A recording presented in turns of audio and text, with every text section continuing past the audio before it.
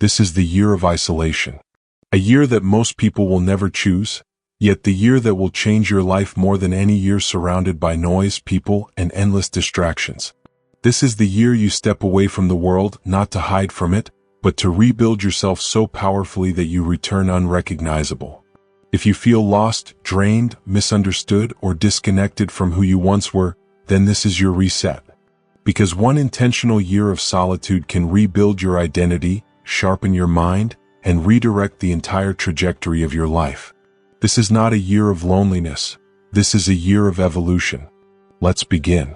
Chapter 1. Choose isolation before life forces it on you.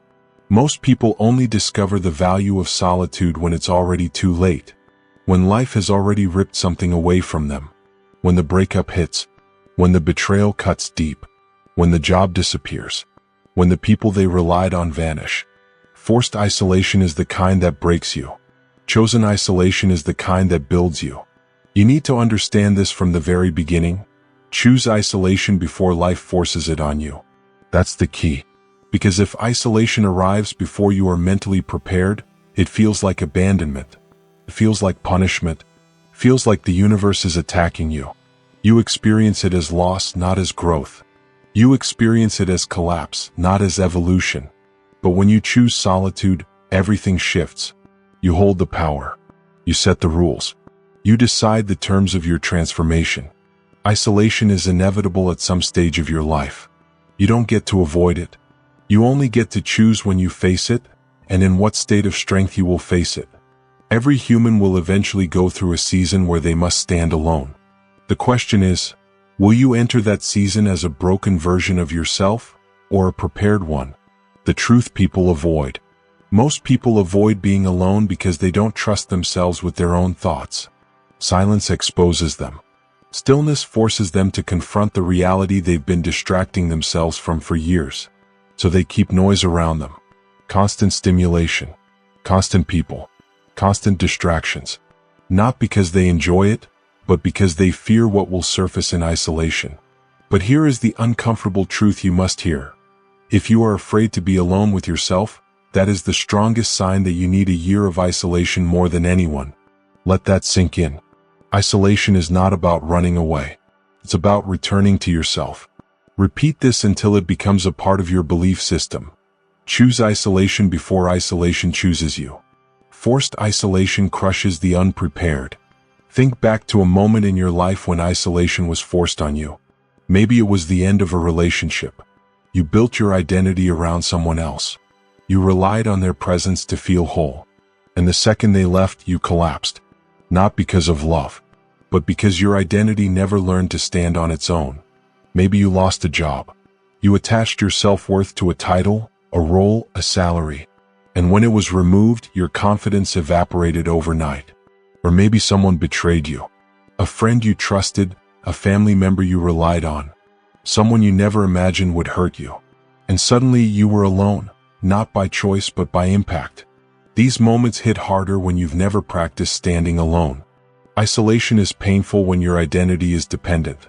That's why we start the year with a choice. You will choose isolation now, so when life shifts later, you don't crumble. You won't break. You won't lose yourself. Because you will have already built the version of you that can stand alone. Voluntary isolation is a reset.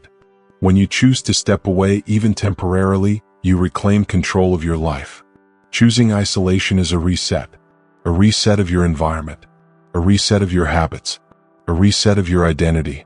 It's your chance to start clean. You're not running away from the world. You're stepping back so you can re-enter with intention. Most people react to life. You are going to design life. That's the difference. When you choose solitude, you tell your mind, I am in control now. I lead my life from within, not from outside pressure. I choose who I become next. This is where self-respect begins. You have a choice. You have a choice. You can keep doing what everyone else does, waiting until life collapses to rebuild. Or you can be proactive. You can begin your transformation before the breakdown. Choosing isolation is self-leadership. It is a declaration that you are no longer willing to live reactively. You don't need permission to step away. You don't need approval to reset your life. You don't need anyone to understand your decision. In fact, most won't understand it, because most are terrified of facing themselves. But you are not most people. If you were, you wouldn't be here listening to this. You are here because something in you knows you are meant to evolve. Something in you knows you've been living below your potential. Something in you is craving solitude, clarity, and a full identity rebuild. An identity built on others will always fail. If your identity is built on external things, people, relationships, achievements, validation, then your identity is fragile. Because the moment those things shift, you shift with them. The moment they disappear, you disappear with them. Isolation reveals whether you are self-made or other-made. If you fall apart when people leave, it's because you never met yourself first. If silence scares you, it's because your inner world is unexplored and unmanaged. If being alone feels like punishment, it's because your identity is not self-sustained yet. But that changes now. This year is about building a version of you that can't be taken away. A version of you that is self-sourced, self-led, and self-defined. What this year of isolation really means. This year is not about loneliness. It's about power. It's about learning to live with yourself not by default but by mastery. It's about replacing external noise with internal clarity. It's about transforming from someone who needs people to someone who chooses people selectively and intentionally. Repeat this: I am choosing isolation because I am choosing evolution. This year will teach you to hold your own hand. This year will teach you to trust your own judgment. This year will teach you to respect your own voice. When you choose isolation, you choose growth. When you choose isolation, you choose truth. When you choose isolation, you choose yourself. That's the key. You now understand why the choice must come before the crisis. You are choosing isolation from a place of strength, not desperation. Now that you've made the decision to step away, there's a crucial next step: silence. If you're going to rebuild your identity, you must first clear the noise that's been shaping it. Chapter 2: Detach from the noise to hear your own voice.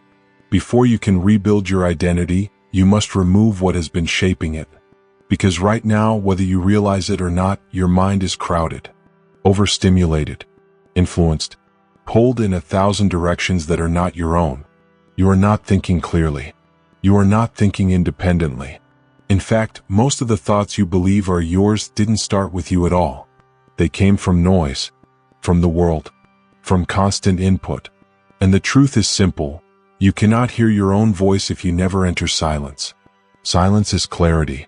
Repeat that with me: silence is clarity. This chapter is about stripping away the noise that has been controlling your life, often without your awareness. Because if you are going to step into a year of intentional isolation, you must first learn how to detox your mind from external influence. The world is loud on purpose. Understand this first: the noise surrounding you is not accidental. It is designed, engineered, strategic. Platforms, companies, media, influencers, every single one of them is competing for one thing: your attention. Why? Because your attention is currency. Your attention is influence. Your attention is control. And the more noise you absorb, the less you trust your own inner guidance. The world drowns you in opinions. What you should want, how you should look, what success should be, what your lifestyle must resemble to be accepted. Soon, the voice inside you, the one that knows what you truly need, becomes faint, barely audible, almost gone.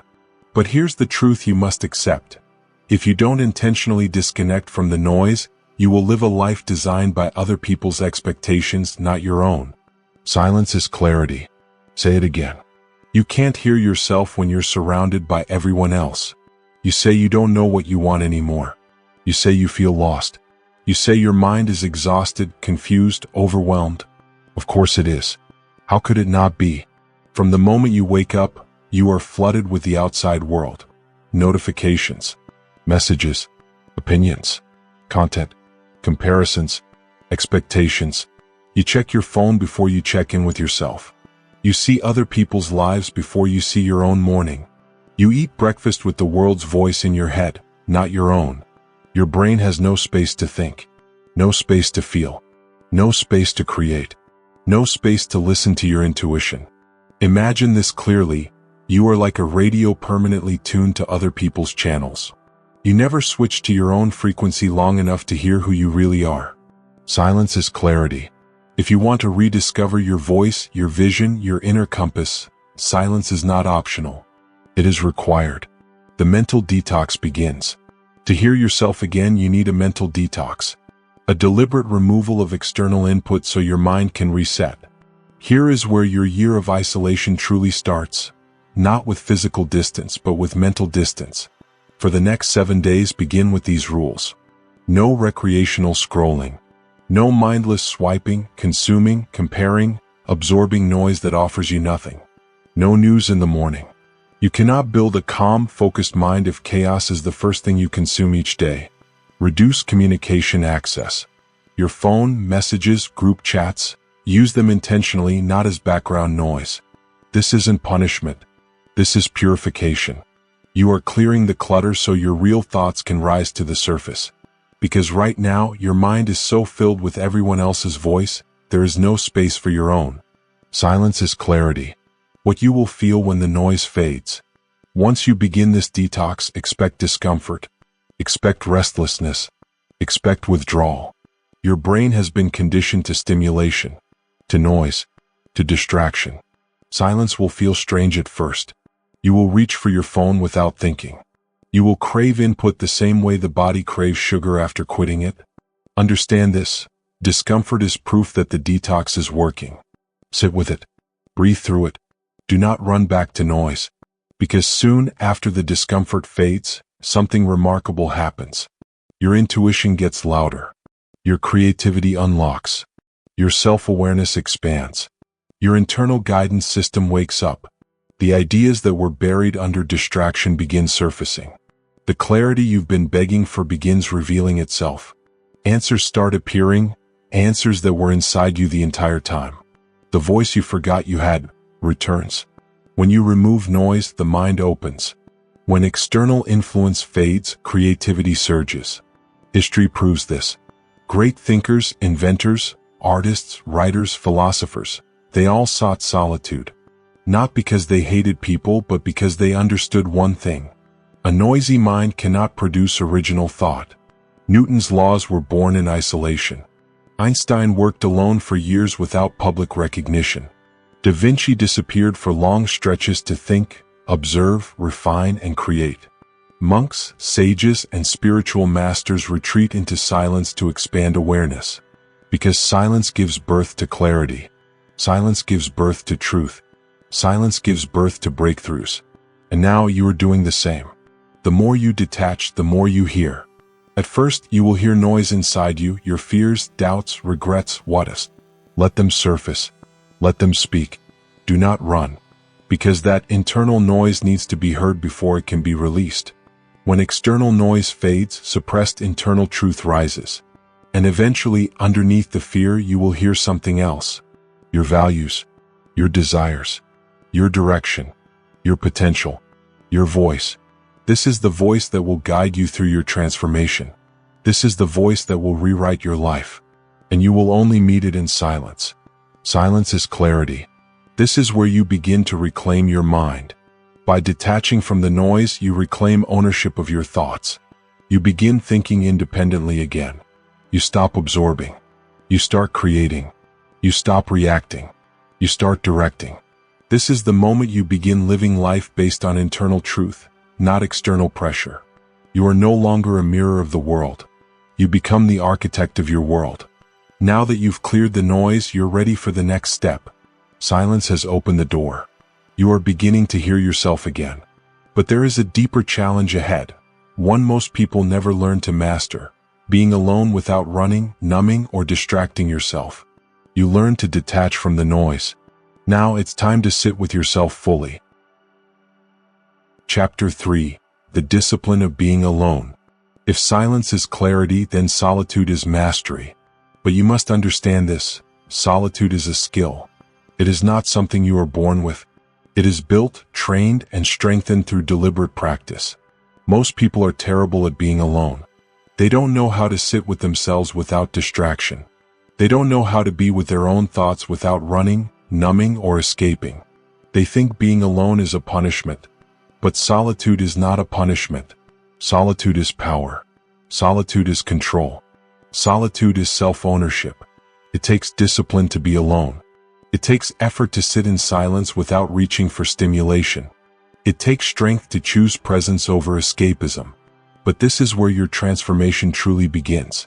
Repeat this: loneliness is a reaction. Solitude is a decision. Most people are never truly alone. Being physically by yourself is not the same as being truly alone. Most people spend time alone while constantly escaping themselves. They turn on music, podcasts, TV, YouTube, scrolling, messaging, gaming, anything to avoid hearing their own mind. They keep themselves busy so they don't have to feel.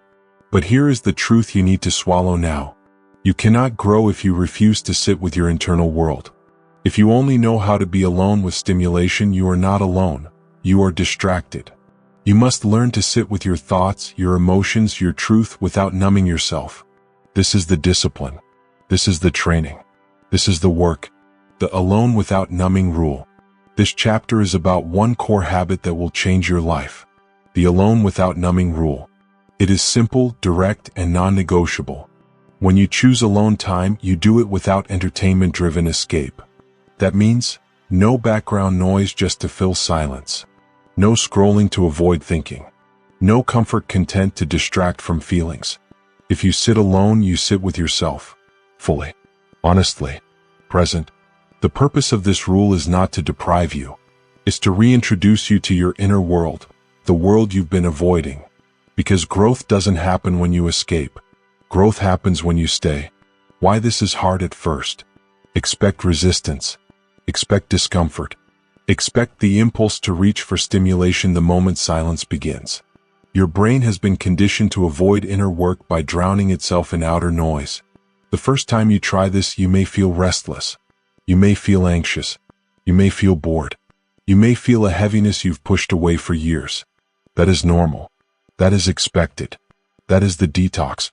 Your mind is like a shaken snow globe. When you stop shaking it with distraction, everything starts to settle. Only then can you see what's really inside. And at first, what you see may not be pretty. It may be painful. It may be emotional. But everything you avoid now becomes the chains that control you later. You cannot claim self-mastery if you cannot sit with yourself. Pain surfaces first, truth follows. Here's what most people don't know. When you remove distraction, pain rises before clarity does. Old wounds, old emotions, old thoughts, old memories. This happens because your brain finally has space to process what you suppressed. Do not run from it. Do not fight it. Do not numb it. Sit, feel, breathe, observe. Because once the pain surfaces, it can release. Once it releases, clarity appears. And once clarity appears, transformation begins. This is why most people never change, because they never reach the clarity that sits on the other side of discomfort. Repeat this until it's locked in.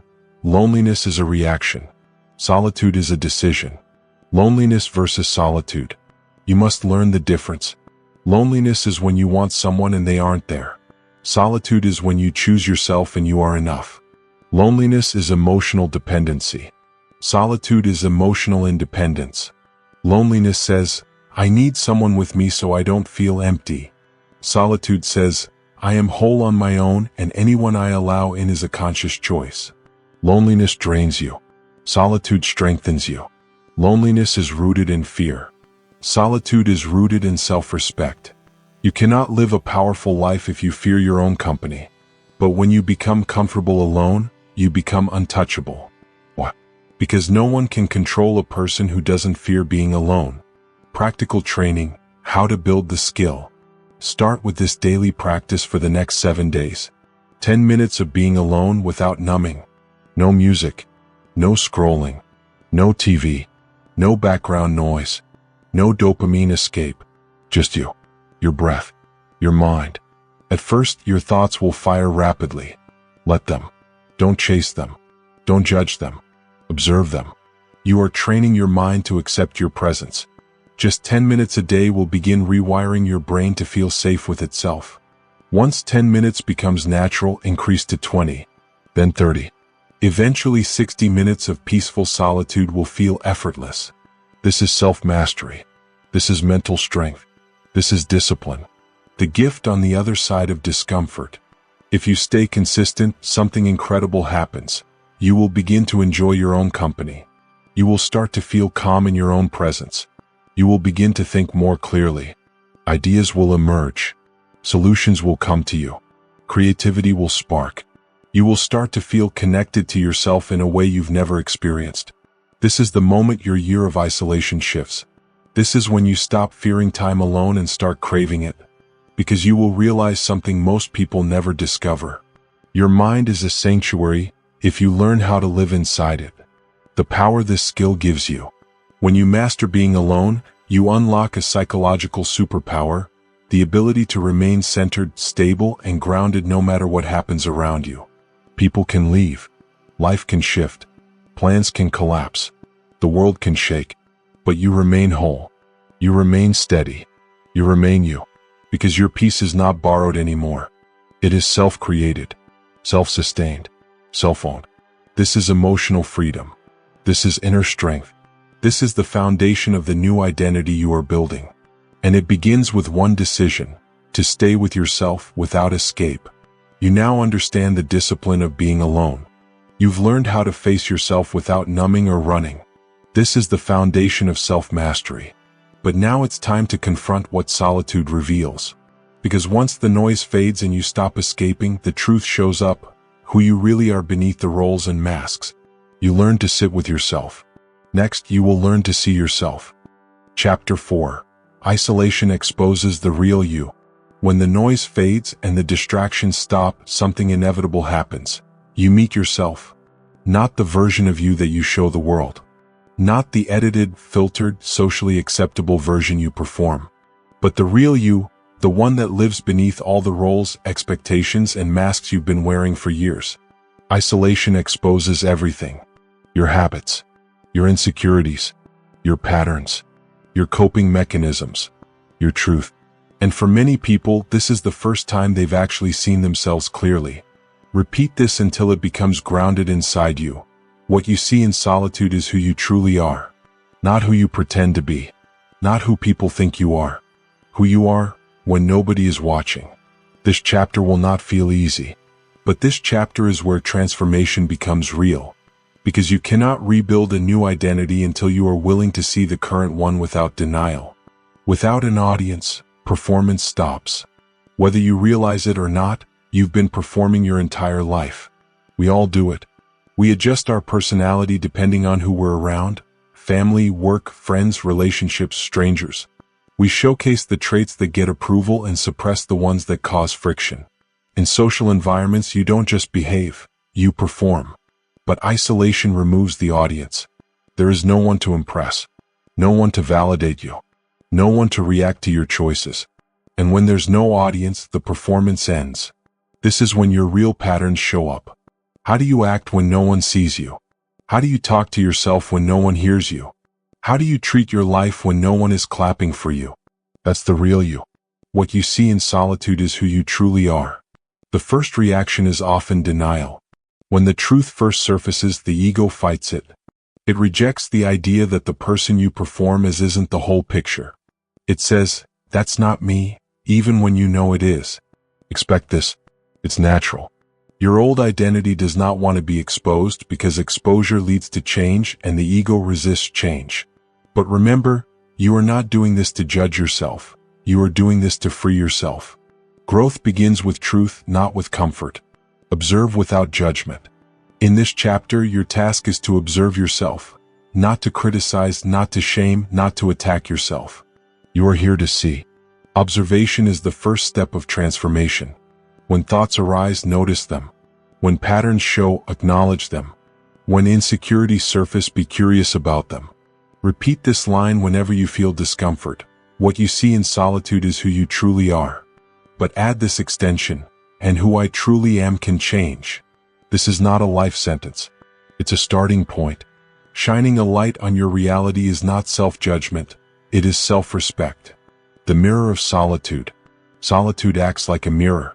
It reflects back the parts of you that the world never sees.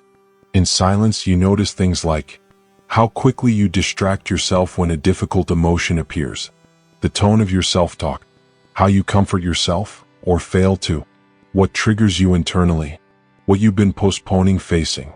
No friend, partner, or therapist can reveal these truths more clearly than isolation can, because solitude doesn't lie. It shows you your real relationship with yourself. Do you encourage yourself? Do you sabotage yourself? Do you numb yourself? Do you avoid yourself? These answers appear in silence. Are you who you say you are? You have a self-image, who you think you are. But you also have a behavioral image, who you actually are through actions. Isolation forces you to compare the two. If you say you're disciplined, do you act with discipline when no one is watching? If you say you're kind, are you kind to yourself when you make a mistake? If you say you're self-aware, do you avoid or confront your patterns? This chapter is not about guilt. It's about alignment. Your goal is to align who you say you are with who you are when alone. Self-honesty is a superpower. Most people lie to themselves more than they lie to anyone else. Not because they're bad people, because honesty is uncomfortable. But self-honesty is freedom. You can't fix what you refuse to face. You can't heal what you won't acknowledge. You can't grow from what you pretend isn't there. This chapter is where self-honesty begins. Gently, patiently, but truthfully. Journaling prompts for self-revelation.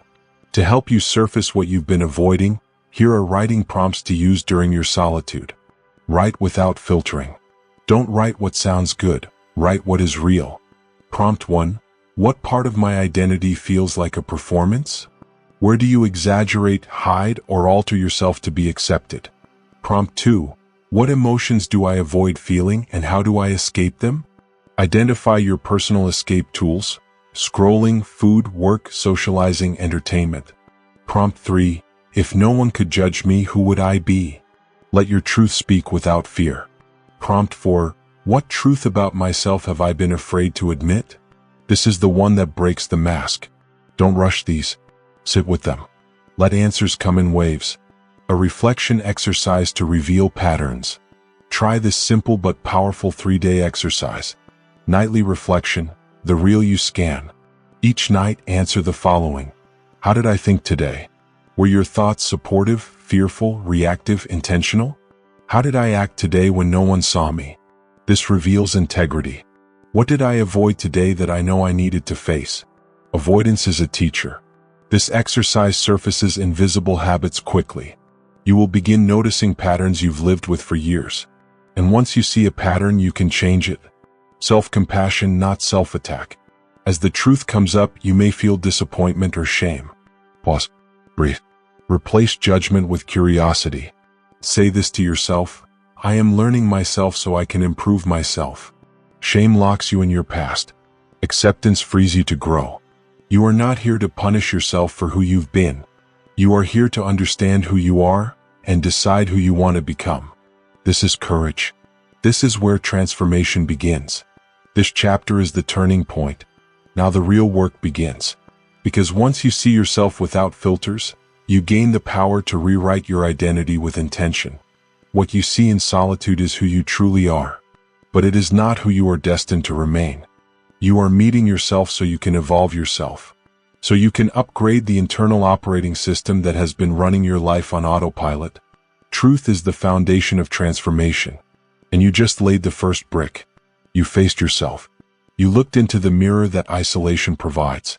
You saw the truth without noise, without masks, without performance. Now comes the next step, changing the identity that was never truly yours. You observed who you are. Next, you will dismantle the identity built for others, not for you. Chapter 5. Break the identity you didn't choose. If you've made it this far, congratulations. You've chosen isolation. You've stripped away noise. You've faced the unfiltered truth of who you are. Now comes the hardest and most transformative step, breaking the identity you didn't choose. Because here's the truth. Many of the roles, labels, and beliefs you carry are not yours. They were inherited. Passed down from parents, family, social circles, culture, or society at large. And here's the problem with inherited identities. You can't rebuild the house of your life if the foundation is someone else's blueprint. No matter how hard you try, no matter how much effort you put in, if you're building on a false foundation, the structure will crack under pressure. This chapter is about tearing that foundation down, brick by brick, thought by thought, belief by belief. It is about freeing yourself from identities that no longer fit, the masks you've been wearing. Take a moment to consider how much of what you call you is really someone else's voice. The obedient child you still play for parents' approval. The ambitious professional shaped by society's definition of success. The fun friend or good partner role that you adopted to avoid rejection. The identity your friends or colleagues expect you to maintain. These roles may have served you once. They may have kept you safe. They may have helped you survive. But survival is not evolution. Now they're holding you back. They are chains disguised as comfort. They are invisible scripts that dictate your behavior. And it's time to tear them off. Identity fasting, a reset for yourself. This is where the concept of identity fasting comes in. Just like fasting from food cleanses the body, identity fasting cleanses the mind. During this process, you intentionally remove roles, labels, and personas that no longer serve your growth. You strip away everything that isn't truly yours. You step into the discomfort of emptiness so that you can refill it with authenticity. Identity fasting is simple in principle, difficult in practice, and transformative in effect. Here's how to start. List your inherited identities. Write down every label, role, and persona you've carried that originated from someone else or society. Be honest. Question each one. Ask, does this reflect who I truly am? If the answer is no, or even uncertain, you remove it from your day-to-day expression. Practice being nothing. Spend time consciously existing without these roles, without the masks, without the scripts, just you. This is uncomfortable at first. Expect pushback from your mind. Your ego will scream. Society may resist. But this is the cost of freedom. Replace selectively.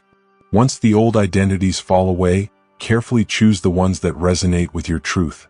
These are the identities you consciously adopt. No external approval required. No inherited expectations allowed. The power of choosing your own identity. When you break the identity you didn't choose, you gain something priceless. Freedom. Freedom to make decisions that align with your truth. Freedom to pursue goals that serve your purpose. Freedom to live without the invisible chains of expectation. Suddenly you stop saying yes to things that don't serve you. Suddenly the opinions of others matter less. Suddenly your energy is yours to direct. Uninterrupted, undiluted, unstoppable. And the world will notice. Not because you're performing. Not because you're trying to impress. Because you are operating from authenticity, and authenticity carries its own magnetic power. Repeat this. I am no longer bound by inherited identities. I am building myself from the inside out. The metaphor, your life is a house. Remember the metaphor from the beginning. You can't rebuild the house of your life if the foundation is someone else's blueprint. Your old identities were not yours, they were borrowed blueprints. Some were sturdy. Some were cracked. Most were incomplete. If you try to build a life on a borrowed blueprint, you end up living someone else's dream. Or worse, you end up rebuilding the same patterns, the same failures, the same limitations over and over. But when you break the old foundation and lay one of your own design, everything changes. The walls reflect your values. The rooms represent your priorities. The doors open to opportunities you consciously choose. The roof protects the person you actually are, not the mask you wore for others. This is the house of your life rebuilt on your terms. Practical exercise. Identity fasting in action. Here's a practical 7-day exercise to implement identity fasting. Day 1 to 2. Awareness. List every identity, role, and label you've adopted from others. Be ruthless. Include small things. I'm the responsible one. I'm funny. I'm the caregiver. Day 3 to 4. Challenge. Ask yourself for each one. Is this my truth or someone else's expectation? Be brutally honest. Circle the ones that are not truly yours. Day 5 to 6. Detachment. Spend deliberate time behaving without those roles. For example, If you always take care of everyone, practice saying no. If you perform humor for approval, let silence exist. If you suppress your opinion to fit in, speak your truth once a day. Day 7. Integration. Begin consciously rebuilding. Only adopt identities that reflect your authentic self. Write them down, repeat them, and live them deliberately. The reward: authenticity and power. Breaking the identity you didn't choose is uncomfortable, but it is liberating. You will feel empty at first. You will feel exposed. You will feel vulnerable. Good. That's the sign you are doing it right. Because growth requires breaking down before building up. Because authenticity cannot coexist with borrowed scripts. Because freedom only exists when you claim it for yourself. When you finish this process, you emerge stronger. You emerge clearer. You emerge more powerful than you've ever been. You finally operate from a place of conscious choice. Every action, every word, every relationship, every decision yours. Not theirs. Not inherited. Yours. This is the ultimate purpose of your year of isolation. You've learned to choose isolation before life forces it on you. To detach from the noise so your own voice can be heard. To practice the discipline of being alone without distraction. To face the truth of who you are in solitude. And finally, to break the identity that isn't authentically yours. Your transformation is now complete, at least the foundation. The world outside will test you. People will expect the old version of you. The noise will return. But now you have tools: clarity, self-discipline, self-awareness, and authentic identity. Now you have the power to navigate life on your own terms. Repeat this mantra daily: I am the architect of my life. I build from my own foundation. I choose who I become. If this chapter has challenged you, opened your mind, or sparked a new awareness, make sure to hit subscribe and turn on notifications. This channel is dedicated to giving you the tools, insights, and tough love guidance you need to master your mind, reclaim your life, and step into your highest potential. Your transformation doesn't stop here. Each chapter is a step, and the next video could be the one that changes your trajectory. Subscribe now to keep building the life you deserve. Isolation reveals. Discipline strengthens. Truth transforms. Breaking the identity you didn't choose liberates. This is your year. Your silence. Your solitude. Your breakthrough. Step forward. Step boldly. Step consciously. You are no longer who you were. You are becoming who you were always meant to be.